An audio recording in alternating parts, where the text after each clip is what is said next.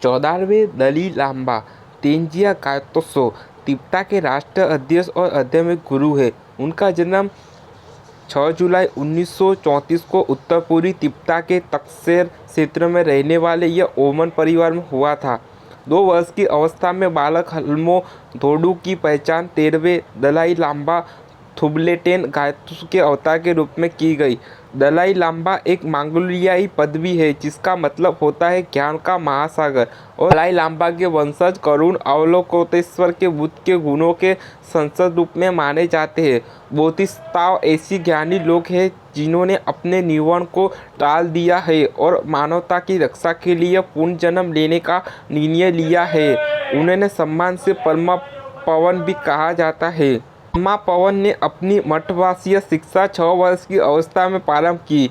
23 वर्ष की अवस्था में वर्ष 1949 के वार्षिक मोनलाम पथनाता उत्सव के दौरान उन्होंने पंगांग मंदिर लहासा में अपनी फाइनल परीक्षा दी। उन्होंने यह परीक्षा ऑनर्स के साथ पास की और उन्हें सर्वोच्च गैसे डिग्री गामा बौद्ध दर्शन में PhD प्रदान की गई। वर्ष 1949 में तिब्बत पर चीन के हमले के बाद परमा पवन दलाई लामा से कहा गया कि वह पूर्ण राजनीतिक सत्ता अपने हाथ में ले ले। 1944 में वह माओ जेडंग, दंग के जियोपिंग जैसे कई चीनी नेताओं से बातचीत करने के लिए बीजिंग भी गए, लेकिन आखिरकार वर्ष 1949 में वालसा में चीनी सेनाओं द्वारा तिब्बती राष्ट्रीय आंदोलन को बेरहमी से कुचले जाने के बाद वह निवास स्थान में जाने को मजबूर हो गए। इसके बाद से ही वह उत्तर भारत के शहर धर्मशाला में रह रहे हैं, जो केंद्रीय तिब्बती प्रशासन का मुख्यालय है। तिब्बत पर चीन के हमले के बाद परमा पवन दलाई लामा ने संयुक्त राष्ट्र से तिब्बत मुद्दे को सुलझाने की अपील की है। संयुक्त राष्ट्र महासभा द्वारा इस संबंध में 1949, 1939 और 1934 में 3 प्रस्ताव पारित किए जा चुके हैं। परमा पवन दलाई लामा ने तिब्बत के लिए एक लोकतांत्रिक संविधान का प्रारूप प्रस्तुत किया। इसके बाद परमा पवन ने इसमें कई सुधार किए। हालांकि मई 1990 में तक ही दलाई लामा द्वारा किए गए मूलभूत सुधारों का एक वास्तविक लोकतांत्रिक सरकार के रूप में वास्तविक स्वरूप प्रदान किया जा सका। इस वर्ष अब तक परमा पवन द्वारा नियुक्त होने वाले तिब्बती मंत्रिमंडल शासक और 10वीं शासक को भंग कर दिया गया और नए चुनाव करवाए गए। निसहित 11वीं तिब्बती संसद के सदस्यों का चुनाव भारत व दुनिया के 33 देशों में रहने वाले तिब्बतियों के एक व्यक्ति एक मत के आधार पर हुआ।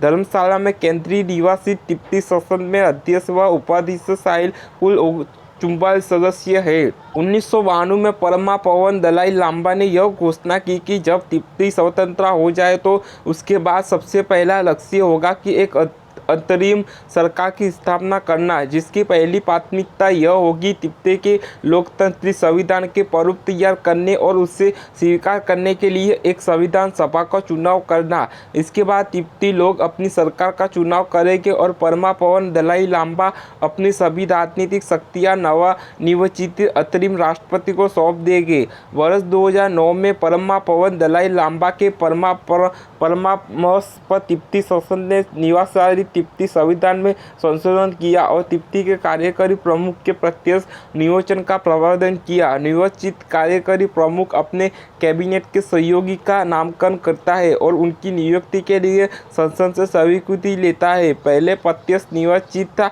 कार्यकारी प्रमुख ने सितंबर 2009 में कार्यभार ग्रहण किया है। 1987 में परमा पवन ने तिब्बत की खराब होती स्थिति का शांतिपूर्ण हल तलाशने की दिशा में पहला कदम उठाते हुए 5 सूत्रीय शांति योजना प्रस्तुत की। उन्होंने यह विचार रखा कि तिब्बत को एक अभयारण्य एशिया के हृदय स्थल में स्थित एक शांति क्षेत्र में बदला जा सके, जहां सभी सचेतना प्राणी शांति से रह सके और जहां पर्यावरण की रक्षा की जाए। लेकिन चीन परंपरा दलाई लामा द्वारा रखे गए विभिन्न शांति प्रस्ताव पर कोई सकारात्मक प्रतिक्रिया देने में नाकाम रहा और तिब्बती परमा पवन दलाई लामा के साथ गढ़वा अकथनीय जुड़ाव रखता है। तिब्बतियों के लिए परमा पावन समूचे तिब्बती के प्रतीक है। भूमि के सौंदर्य, उसकी नदियों व झीलों की पवित्रता, उसके आकाश की पुनीनता, उसके पर्वत की दृढ़ता और उसके लोगों की ताकत का तिब्बत की मुक्ति के लिए अहिंसक संघर्ष जारी रखने का हेतु परमा पावन दलाई लामा को वर्ष 1989 का नोबेल शांति पुरस्कार प्रदान किया गया है। उन्होंने लगातार अहिंसा की नीति का समर्थन करना जारी रखा है, यहाँ तक कि आधुनिक दमन की परिस्थिति में भी शांति, अहिंसा और हर सचेतना प्राणी की खुशी के लिए काम करना परमा पावन दलाई लामा के जीवन का बुनियादी सिद्धांत है।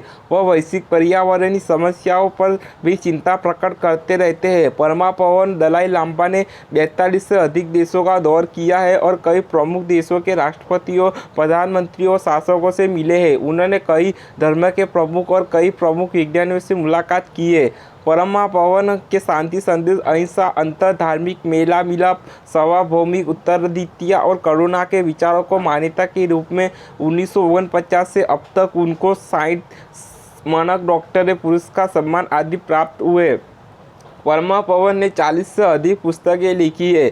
परमा पावन अपने को एक साधारण बौद्ध भिक्षु ही मानते हैं। दुनिया भर में अपनी यात्रा और व्याख्या के दौरान उनका साधारण व करुणामय स्वभाव उनसे मिलने वाले हर व्यक्ति को गहराई तक प्रभावित करता है। उनका संदेश है प्यार, करुणा और क्षमाशीलता।